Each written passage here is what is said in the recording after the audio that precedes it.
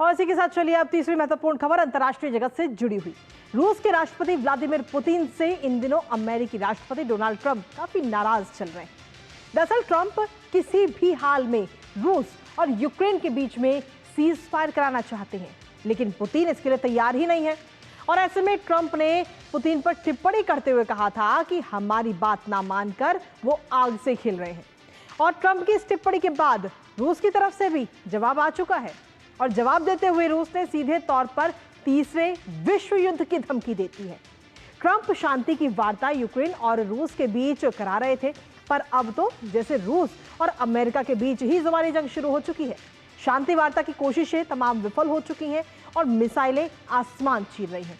करेंगे इन हालातों पर चर्चा अपने संवाददाता से, लेकिन उससे पहले आपको दिखाते हैं रूस ने किस तरह दी थर्ड वर्ल्ड वॉर की ये धमकी।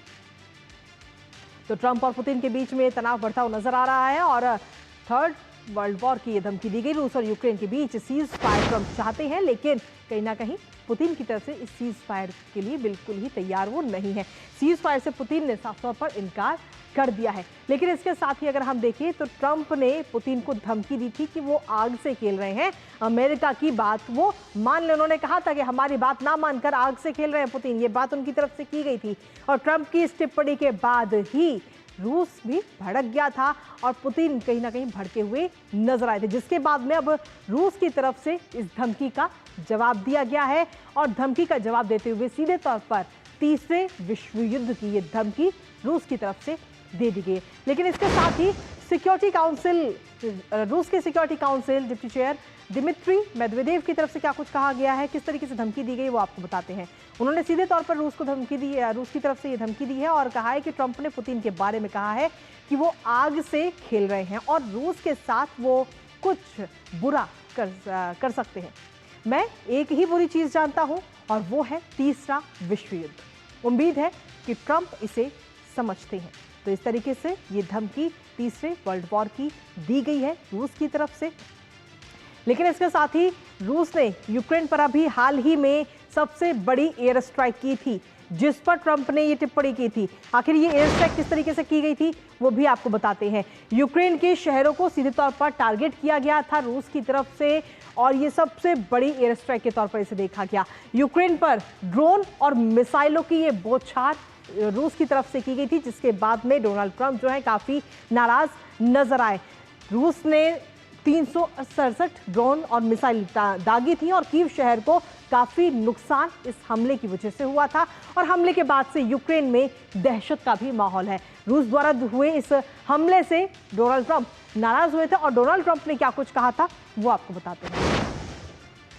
सीधे तौर पर डोनाल्ड ट्रंप ने इस बयान से, जिस बयान से रूस भड़क गया, वो बयान था कि पुतिन को समझना चाहिए कि अगर मैं नहीं होता तो रूस के साथ अब तक बहुत बुरी चीज हो चुकी होती। मेरा मतलब है वाकई में बहुत बुरी चीज। वो आग से खेल रहे हैं।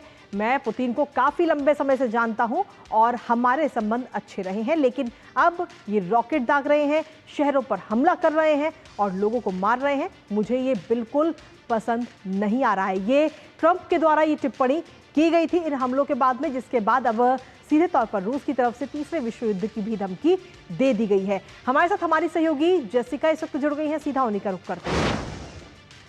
जेसिका, एक शुरुआत की अगर हम बात करें तो शुरुआत में ट्रंप की तरफ से ये कोशिश थी कि रूस और यूक्रेन के बीच जो ये जंग है वो उसे जल्द से जल्द खत्म किया जा सके, लेकिन अब इसके उलट अगर हम देखें तो अमेरिका और रूस ही आपस में जुबानी जंग करते हुए नजर आ रहे हैं।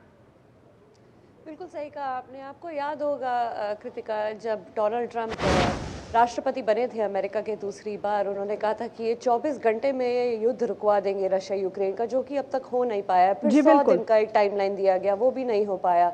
और जिस तरीके से आप एरियल अटैक्स देख रहे हैं रशिया के यूक्रेन की तरफ, जब से अमेरिका के राष्ट्रपति डोनाल्ड ट्रंप बने हैं जनवरी से, अभी तक 5 ऐसे एयर स्ट्राइक्स हो चुके हैं जो बहुत ही, जिसे कहते हैं, घातक साबित हुए हैं यूक्रेन के लिए। कम से कम नहीं तो इसी महीने में, मई की अगर बात करें तो 209 लोगों की जानें जा चुकी है, जिसमें से कम 50 बच्चे और 70 से अधिक बच्चों, जिन्हें कहते हैं जो सीरियसली इंजर्ड विक्टिम्स कहते हैं, वो भी बताए जा रहे हैं। तो ये युद्ध जिस तरीके का रुख ले रहा है, ये नुकसान ना कि सिर्फ रशिया यूक्रेन को पहुंचा रहा है, पर उस पूरे रीजन में जो कम से कम काफ़ी सारी ट्रेड एक्टिविटीज़ देखता है, आप चाहे तो ब्लैक सी की बात करें या फिर बाल्टिक सी की बात करें जी, इन जगहों की महत्वपूर्ण जो ट्रेड रूट्स रहे हैं वो भी अफेक्ट करते हैं। जिस तरीके से राष्ट्रपति डोनाल्ड ट्रंप ने अपने बयान दिए और कहा है कि पुतिन आग से खेल रहे हैं और ये जो सीज़ फायर की बातें की जा रही हैं, ये सीज़ फायर की बात जो आप बता रहे हैं, ये कम से कम नहीं तो 2 महीने से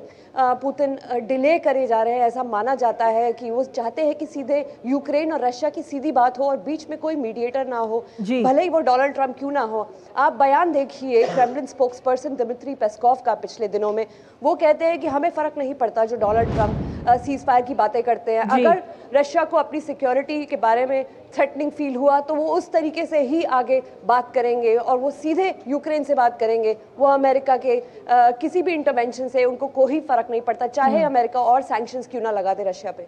बिल्कुल। लेकिन इसके साथ ही अभी अगर हम देखिए तो रशिया की तरफ से जवाब दिया गया है और तीसरे वर्ल्ड वॉर की ये धमकी दी गई, इसको कैसे देखते हैं?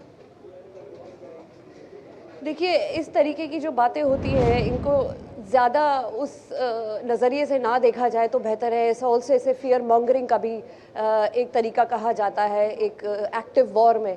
पर जिस तरीके से ये जो पूरा युद्ध रुख ले रहा है, ये अब 2022 से हम 2025 में आ गए। 3 साल से इस पे कोई इस पूरे युद्ध का कोई हल नहीं देखा गया है। कोई हमने ऐसा कोई अपॉर्चुनिटी नहीं देखा जहाँ रशिया और यूक्रेन की खुद एक दूसरे से बात हो और ये पूरी युद्ध की जितने भी मसले हैं सुलझाए जाए। पर आगे चलते हुए जैसे अमेरिका पिछले जमाने में भी, पिछले युद्ध में भी आके बीच में कुछ ना कुछ अपना काम करता रहा है, इस बार भी देखना जरूरी होगा कि अमेरिका कितना कुछ कर पाएगा इसमें। बिल्कुल, इस पर नजर हमारी लगातार बनी रहेगी। फिलहाल शुक्रिया आपका तमाम जानकारी साझा करने के लिए।